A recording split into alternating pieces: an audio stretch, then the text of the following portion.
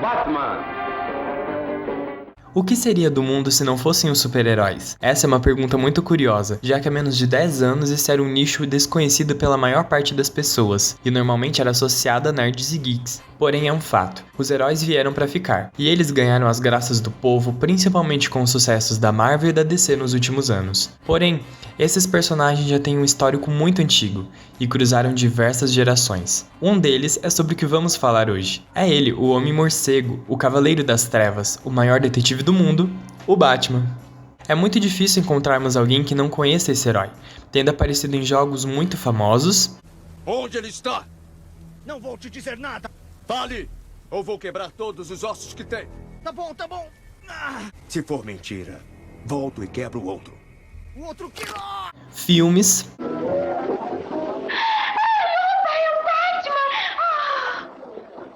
séries, Vai ver o assassino do Rio Verde? Onde é que Jimmy Hoffa tá enterrado? Quem matou o Kennedy? Pelo que eu sei, você podia ser o próprio Batman! Eu não sou o Batman. Eu sou o Batman. e até na boca de diversos atores famosos. Tom, if you keep doing this, we're gonna get sued. I have so much money. I'm Batman.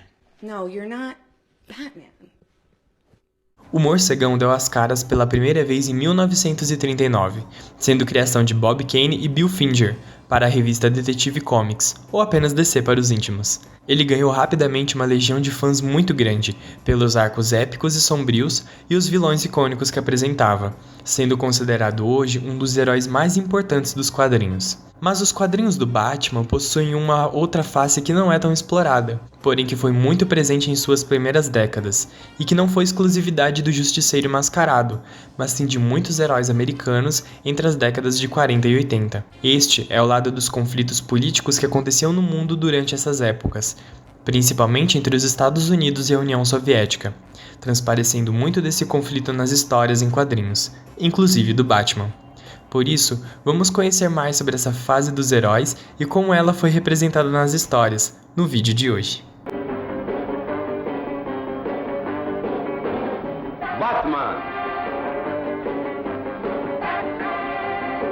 No início do século XX, os Estados Unidos foram afetados por várias tensões sociais, intelectuais e econômicas. O país viu a Europa mergulhar na Primeira Guerra Mundial, a Revolução Russa acontecer, a URSS se formar e começou a enfrentar sérios desafios do capitalismo monopolista. Está tendo uma imigração muito grande nos Estados Unidos mais ou menos no início dos anos 20. Essas pessoas não tinham muito dinheiro e essas histórias eram contadas em livros que eram impressos em papel jornal.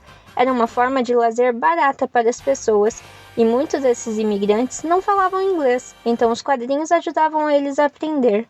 Alguns anos depois, nos anos 30, nós temos o contexto da Lei Seca, que proibia o consumo de álcool, de qualquer tipo de álcool. Mas isso não impediu as pessoas de pararem de beber, então teve muito tráfico. Como as pessoas não podiam comprar por meios lícitos, elas compravam por meios ilícitos. Teve um aumento da violência urbana nessa década. Essas bebidas traficadas não eram puras, que muitas vezes deixavam as pessoas cegas ou muito doentes. Ou então bebidas sem qualidades. Elas eram extremamente caras também. Os gangsters e mafiosos ganharam muito dinheiro com isso.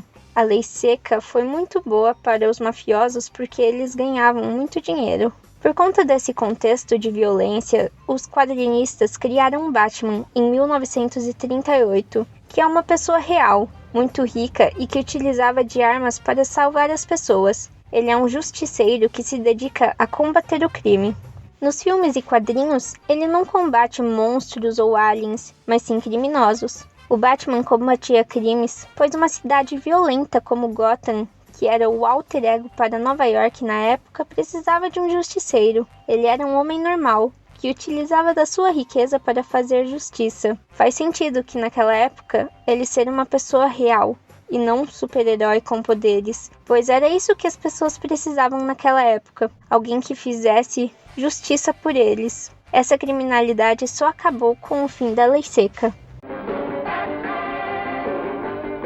Coringa. O Coringa nasceu sendo um criminoso comum, um palhaço que roubava bancos e diamantes. Enquanto Batman representa a lógica, a razão e o pensamento, O príncipe palhaço do crime é o caos personificado, e isso é capaz de quebrar completamente a mentalidade do Homem-Morcego de maneiras bem imprevisíveis. Como antagonista, o Coringa não é só um maluco cheio de maquiagem ou roupas extravagantes. Ele também é todas as falhas nos planos do Cruzado Encapuzado. Suas fraquezas reunidas em uma única pessoa, que é capaz de desafiá-lo de igual para igual, com a mais absoluta insanidade. Não há como negar, o Coringa é a nêmese final do Batman. Pinguim. Quando Batman foi criado, ainda na década de 30, o herói acabou bem influenciado por histórias no ar, especialmente toda a decadência humana e os crimes da máfia.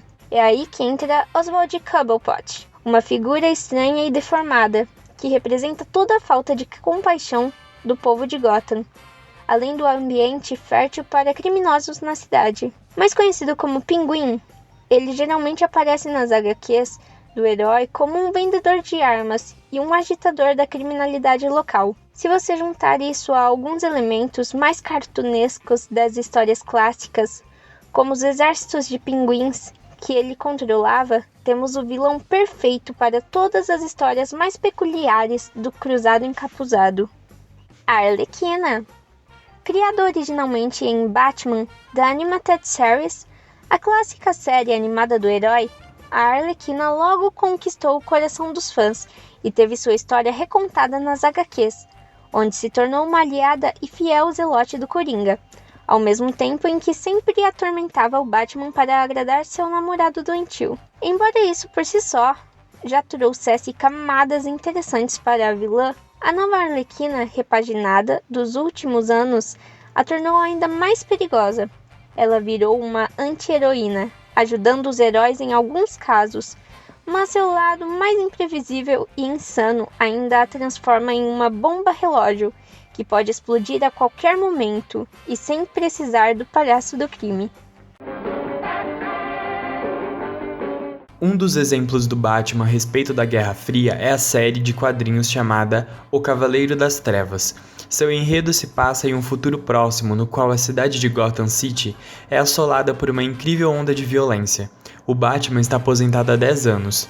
Bruce Wayne, identidade do herói, já é um homem beirando aos 60 anos, que ao sofrer de um assalto de gangue mutante que atormenta a cidade, volta a vestir o manto de Batman e a rondar a cidade para defendê-la. Ao longo de Batman, o Cavaleiro das Trevas, o leitor se depara com um personagem anti-herói, que para defender a cidade desafia as leis e é mal visto pelo próprio governo, cujo presidente envia Superman para deter a sua ação. O duelo entre os dois super-heróis, porém, é adiado pela invasão do exército norte-americano à ilha fictícia de Corto Maltense, uma nação simpatizante dos soviéticos localizada no Caribe, uma possível referência à Granada, invadida pelo exército estadunidense em 1983, ou mesmo Cuba, principal aliado da União Soviética na América.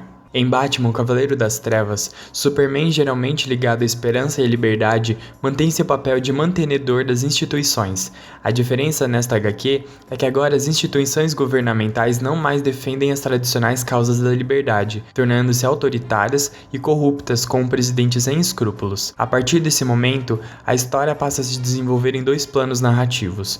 O primeiro deles mostra Batman salvando a cidade de Gotham, enfrentando a gangue mutante e em seguida seus tradicionais vilões Duas Caras e Coringa. No outro plano, Superman auxilia os Estados Unidos no combate à União Soviética, garantindo sua vitória, ainda que o país sofra retaliações nucleares por parte dos soviéticos. Por fim, o clímax da HQ se dá quando Batman e Superman finalmente se enfrentam em um duelo físico e moral. Um exemplo de como a guerra era mostrada nos quadrinhos são essas manchetes que apareciam para dar um contexto fictício da guerra, dentro do universo do herói.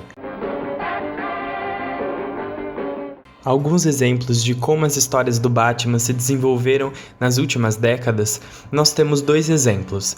Batman, Ano 1.